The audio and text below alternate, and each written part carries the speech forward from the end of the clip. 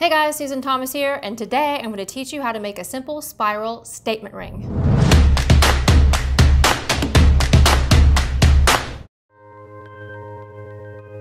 So sometimes when you're making jewelry, you want to make something just a little bit bigger that makes a bigger statement. So we're going to work on a ring that I'm calling a spiral statement ring. And I think you guys are really going to like it. It really has quite a bit of presence on your finger. There is a lot of metal work involved, but it's really simple. But there are a few tools, so I need to go through them so you guys make sure you have what you need to get started. You're going to need a chain nose plier and a flush cutter. You're also going to need a wire straightener, which you may not have seen before. It's got a nylon jaw right here to straighten your wire. And this is called a wrap and tap plier, and I love this tool so much. It's one of my favorites. It's great for making rings, especially these spiral rings. You can use a ring mandrel instead, but I'm going to use the wrap and tap. So I'll kind of give you guys an idea when you can use one over the other. You're also going to need some hammers. We're going to have a basic set of hammers. We're going to have our chasing hammer and our texturizing hammer. And with those, you're also going to have a rawhide hammer and a bench block.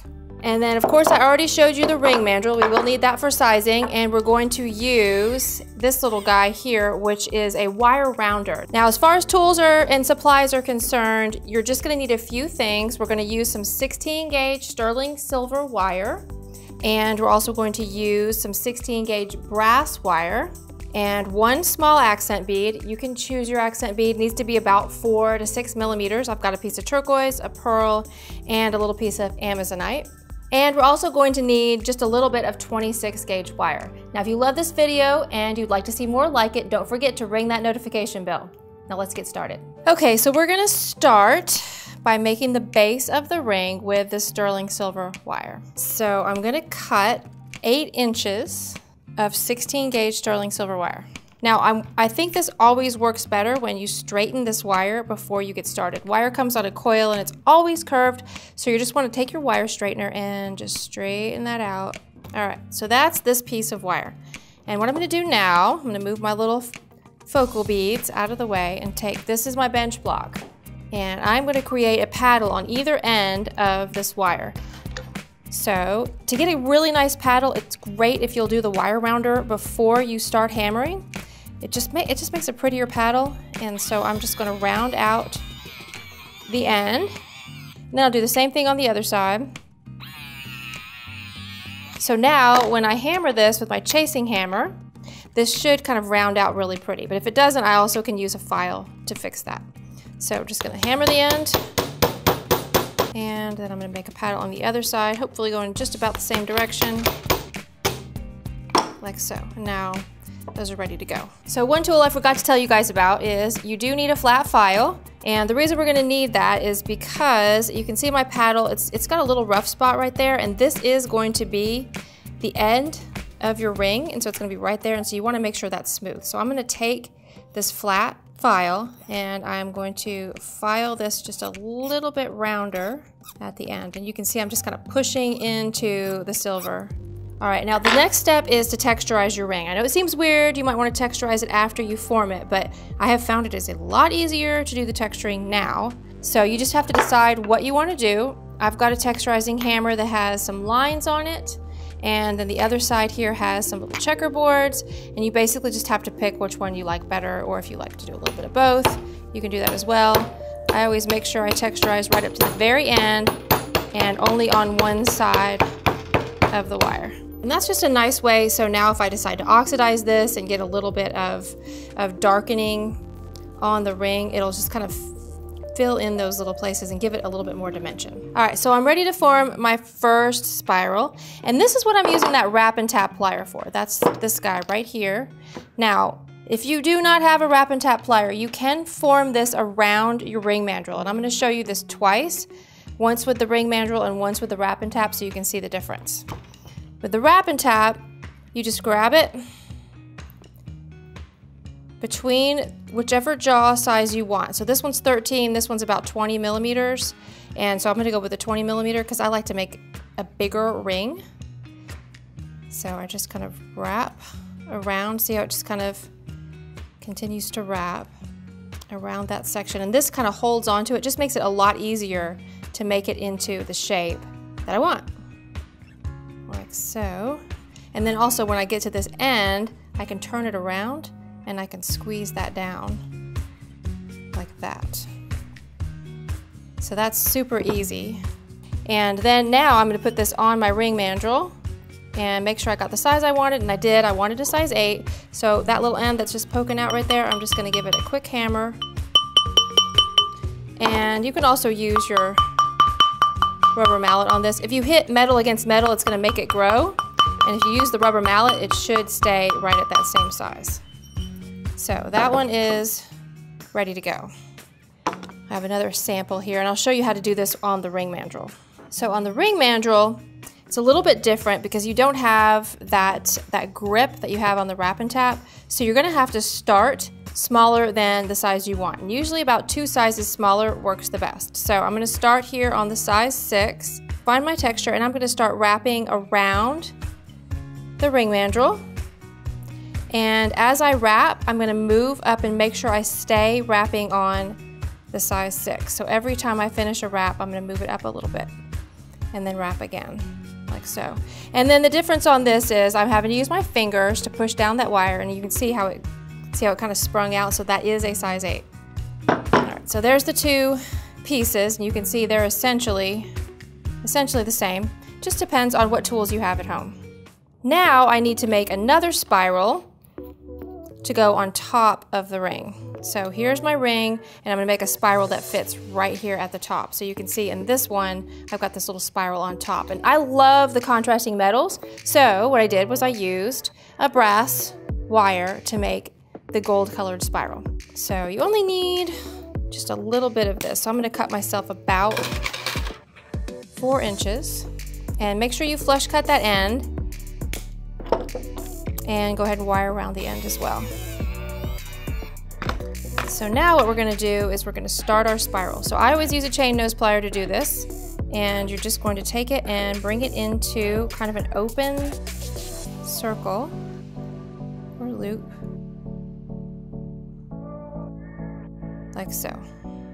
And you want to make sure that you leave yourself a little bit of space for that bead, that statement bead, to nestle down into. So see, there's a little piece of turquoise. See how it kind of nestles into that little spot? So that's perfect for that one, and perfect for the pearl, and a little small for the Amazonite, but we don't have to use him.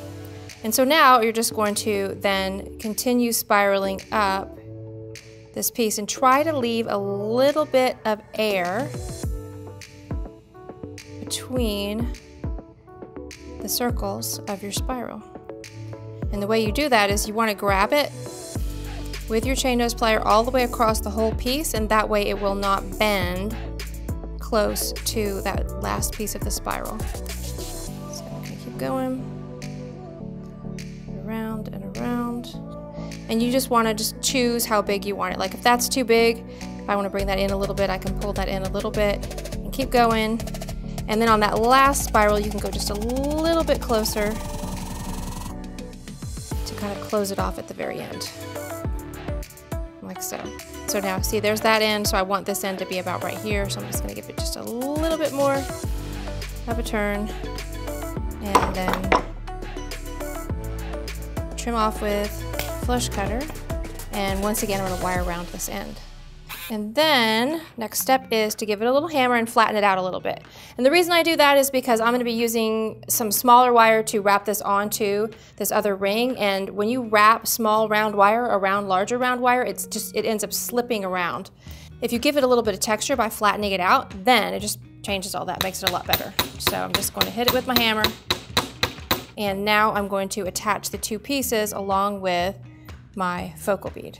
So then I have to decide. So I already have one made with a pearl, so I think I'm going to do this one with a little bit of turquoise. And so I'm going to pull some 26 gauge wire, and I'm cutting about 8 inches. And then I'm going to string it through. And step 1 is to make sure that you attach the focal bead to the spiral, then the spiral to the ring. You cannot do them at the same time, it just does not work. So just pop that wire down through the center of your spiral, and then let's open this up that way and that way. Now I'm going to wrap this wire around the gold spiral. I'm just going to come inside the spiral and then go down through, nice and tight. And let me come inside again and do that again. So just a couple times like that, and that should be plenty to make sure that that stays. And then I'll do the same thing on the opposite side. Just kind of come up through. And now you can see why I said you need to leave yourself a little bit of air, because you got to get this tiny wire up through the spiral. And so see how that looks really pretty and really neat. And not very noticeable, which is also important. So now this just needs to be attached to the top of my spiral ring. I'm gonna get those wires out of the way. So you see I used 8 inches of wire, so plenty to get it attached to the top of the ring. It's gonna go right there. So I'm gonna come on this side first and go under and through. Pull it tight. Pull it just a little, I'm gonna pull it good and tight there so I don't have any slack. And you'll be able to tighten it up a little bit more on the other side, but I'm gonna do this 3 times. Just gonna pop that through. That's 2. Make sure the wire's right up against that first one. And then check your placement, because I wanna make sure that I have space over here on this side to place it. So I'm a little bit off, so I'm gonna push it in with my nail just a bit. And then do one more wrap. And then on this side, we're gonna do the same thing. I'm just gonna wrap it around this side. So I'm gonna go up and through, pull it tight. Let's go a little bit tighter than that. You wanna get this good and tight or it'll rock back and forth. So pull that tight and then up and through.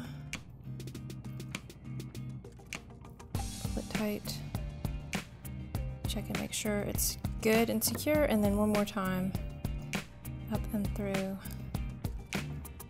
and pull tight.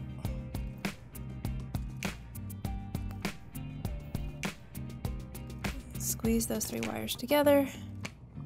All right, so there we go. We now have it all put together. So next step is just to clip off the excess wire and hide it on the inside of the ring. So I'm just gonna take my flush cutter and I'm gonna clip that off right there, and then I'm gonna take my chain nose plier and press that up against the inside there so that I can't feel it. So I hope you guys liked learning how to make a spiral statement ring. Let me know what you think about the project, and I'd love to hear about your variations that you're interested in doing.